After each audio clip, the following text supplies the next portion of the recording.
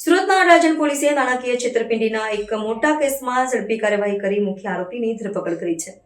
આ કેસમાં આરોપી ઉપર આધાર હાઉસિંગ ફાઇનાન્સ લિમિટેડની અડાજણ શાખા ખાતે ખોટા દસ્તાવેજો રજૂ કરીને ₹20,66,995ની લોન હડપ કરવાનો આરોપ છે।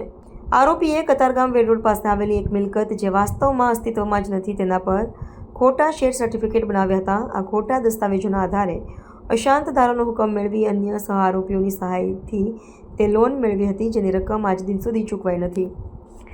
આ ગુનાની શંકા સામે આવતા પોલીસ કમિશનર શ્રી ગેહલોત દ્વારા આરોપીને ઝડપથી ધરપકડ કરવાની સૂચના કરવામાં આવી હતી। અડાજણ પોલીસ સ્ટેશનના પીઆઈ વીએ જોગરાણા દ્વારા કેસનું માર્ગદર્શન કરવામાં આવ્યું। સર્વેલન્સ પીએસઆઈ એનડી પટેલના નેતૃત્વ હેઠળ સર્વેલન્સ સ્ટાફની વિવિધ ટીમો દ્વારા આરોપીને શોધી કાઢવાનું કામ શરૂ કરવામાં આવ્યું હતું।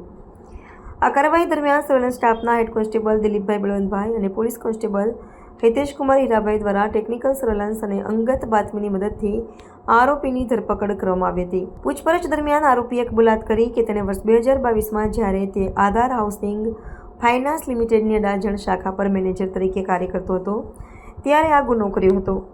આરોપી અન્ય સહ આરોપીઓ સાથે મળીને આ જાતના બીજા ગુનામાં સંડોવાયેલો હોવાની શંકા છે, જેની તપાસ હાલ ચાલુ છે।